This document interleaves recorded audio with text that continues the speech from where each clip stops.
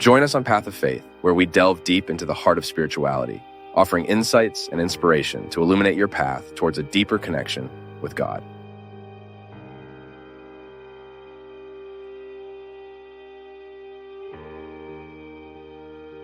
I find it interesting, Ziza, because my own life is being my owner. It's always life, right? It's the owner who amansa, right? Life itself makes the movement to tame us. When you realize that suffering is providence, too much. When you start to live the dynamics of time, you who are watching us are listening to this conversation. I hope you are including yourself, because all this speaks of your life as well. When we live the dynamics of time, when we understand the time we have, we naturally get more docilely. I think it has an acceptance movement in the soul when maturity is coming, which is not an acceptance that is subjection to the things I cannot change, but it is an acceptance. It is as if I made peace with my circumstances. I am allied with my circumstance in some way I accept. And I understand that in acceptance is a subjection to what is divine, sacred, larger, only in my life. That it helps me so much because many people, for example, ask me how I can do so many things at the same time. I always think, I don't fight with them all. You don't stay. Yeah. I think there's a thing to be pacified over time. And we no longer have expectations that provoke us discussion with the things of life, people, circumstances, with reality, with me, with my body, with my biotype. I think time will teach me how to live a real, concrete, integrative peace. And is the door of my real happiness is where I'm in peace. That story of Martin's phrase, right, Valverde? Rico is the one who needs very little to be happy, because he is an integrated person. Rich in meaning, right? It's something that then you understand the poor spirit of the saints. Then you understand the vote of poverty, so you understand a Saint Francis, a Santa Clara, the saints we admire. How did the person live this? But I think which was a process of maturation of the soul and needed pruning. Imagine Francisco to be the leader of so many.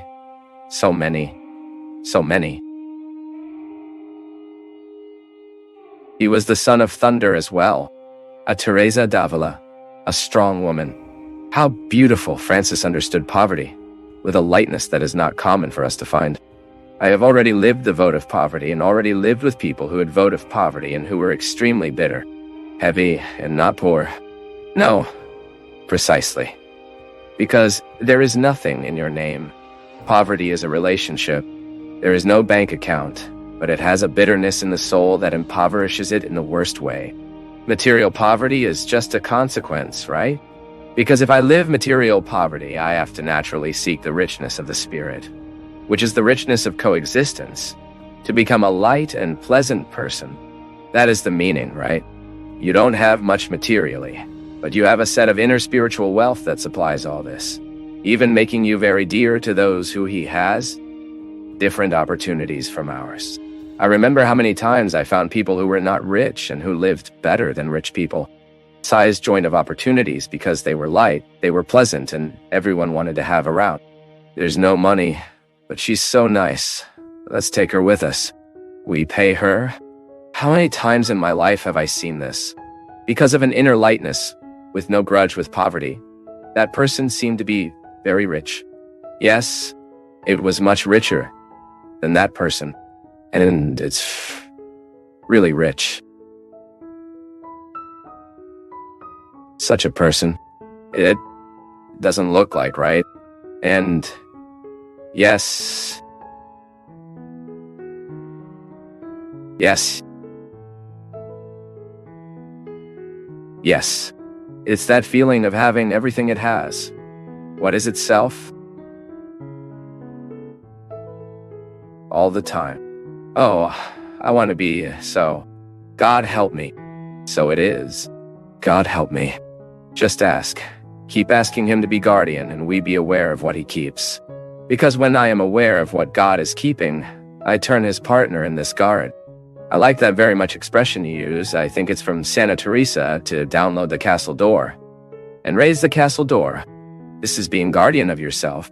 It is that you have the exact perception of what needs to be continued, what needs to be opened, but what needs to be finished and closed too.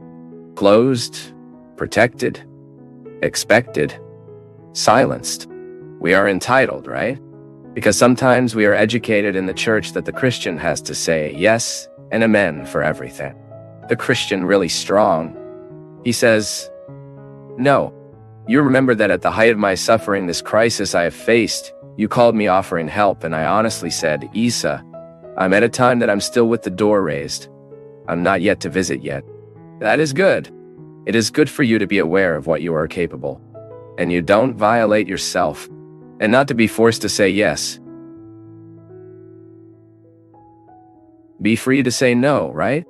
Saying no doesn't mean I don't love it. Precisely. Have this free and beloved spirit. Lick the wounds, right? I think cute.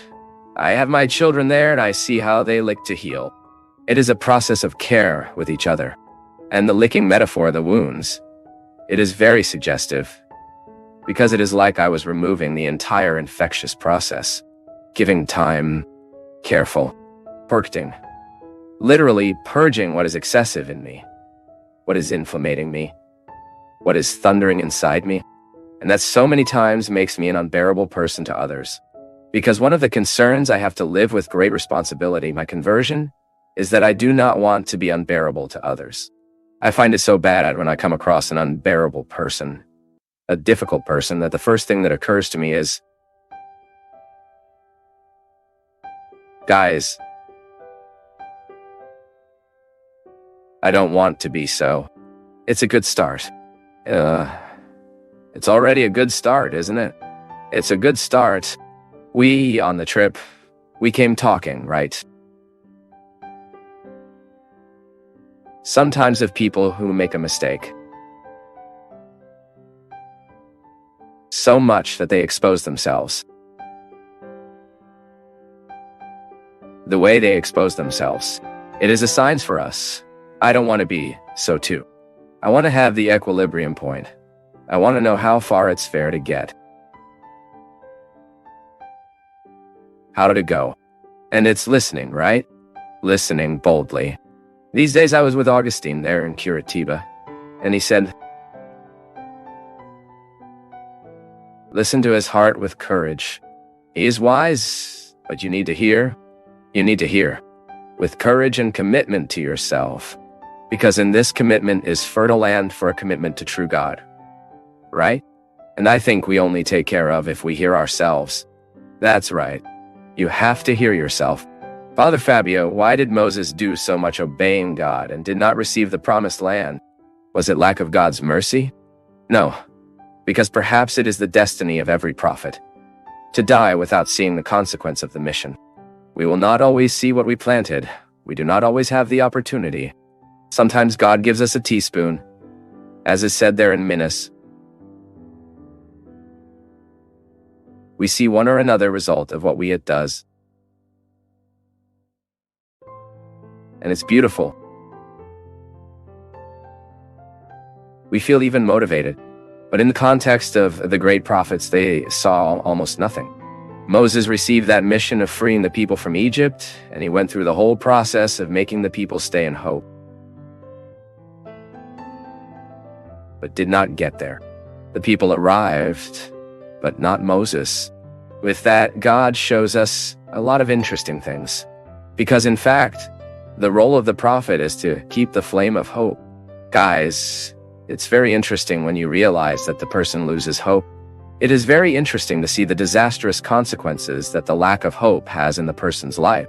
There, in the context of Moses, he needs to make the people walk. They need to make the people arrive. And it's your testimony. It is he being ahead all the time.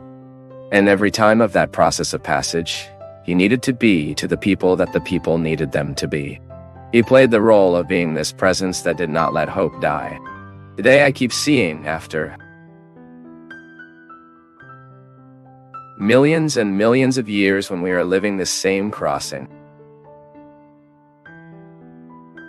Because the promised land is a very beautiful metaphor of everything we expect in life. For the people of Israel, this promised land was a geographical location, because they had no place. A people who have no place is a people who have no identity. It is as if the enemy, someone came, took to his city, and it ceased to be his own. You were expelled from your home, expelled from your land, and taken to be slave elsewhere in another city. This is precisely what happened to the people. The people needed the earth. The earth would give the identity to these people. Okay, it's a geography. It's a place to come. But the interesting thing is to think that the promised land unfolds, and then it is no longer just a geographical location. Let's say I'm in the process of Essishes, crossings. To get Fabio, I can run the risk of dying without being. So Moses did not step to the promised land, but you can be sure that in the dream and hope, Moses was the first to step on that land. This is the beautiful. You don't need materiality. You don't need the floor. Moses already knew the promised land. And that is why he put himself on his way, but died before seeing the place.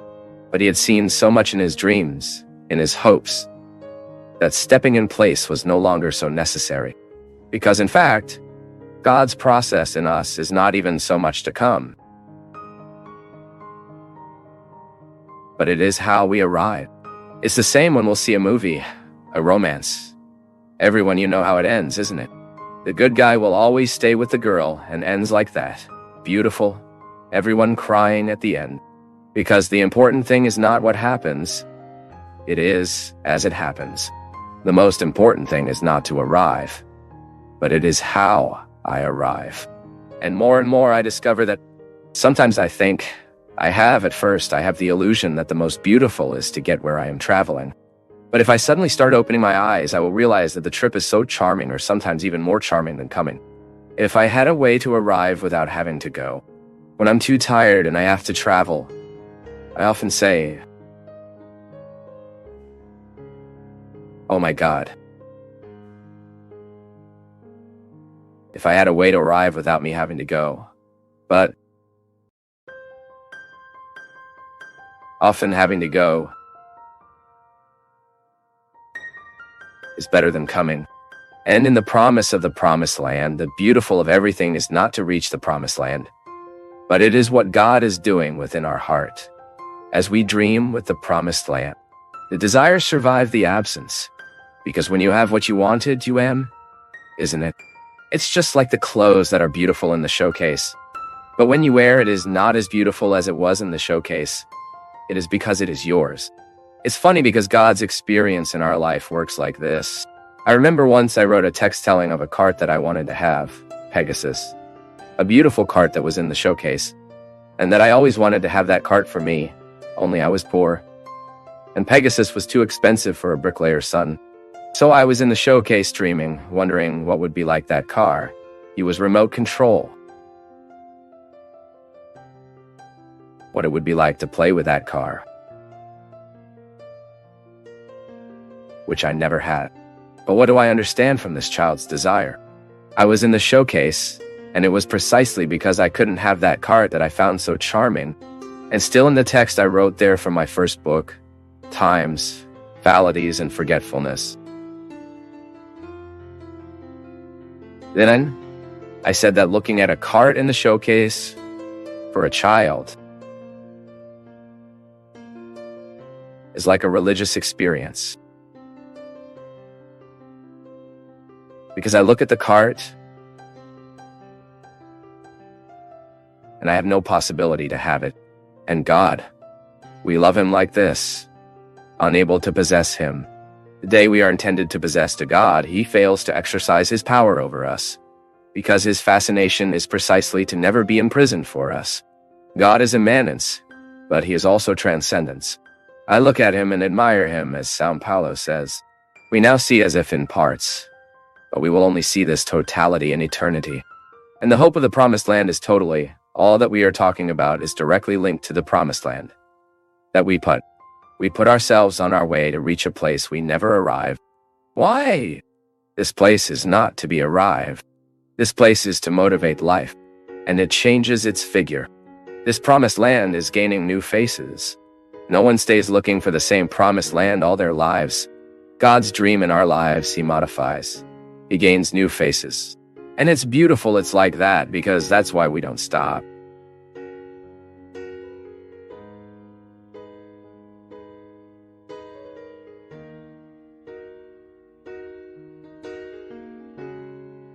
From all of us at Path of Faith, thank you for being part of today's discussion. We value your input, so please share your thoughts in the comments. Show your support with a like, spread the message by sharing, and subscribe to stay connected with us on our journey of faith.